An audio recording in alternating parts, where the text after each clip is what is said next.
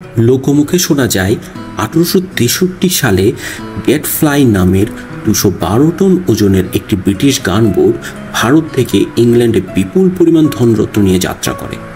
কিন্তু যাত্রাপথে বঙ্গোপসাগরে প্রবল ঝড়ের কবলে পড়ে জাহাজটি ডুবে যায়। ডুবে যাওয়া সেই যুদ্ধজাহাজের খোঁজে ব্রিটিশ নৌবাহিনী আরও কয়েকটি জাহাজ পাঠায়। তাদের সঙ্গে ছিল একটি জরিপকারী দল।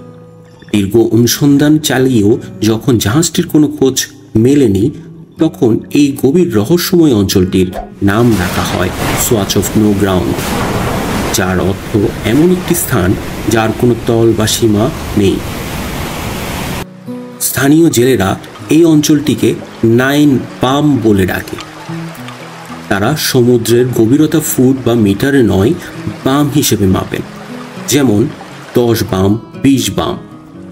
তবে এই অঞ্চলের গভীরতা এতটাই বেশি যে এখানে কোনো বাম পরিমাপ করা সম্ভব নয়। এই কারণেই এটি স্থানীয়ভাবে পরিচিত 9 বাম নামে।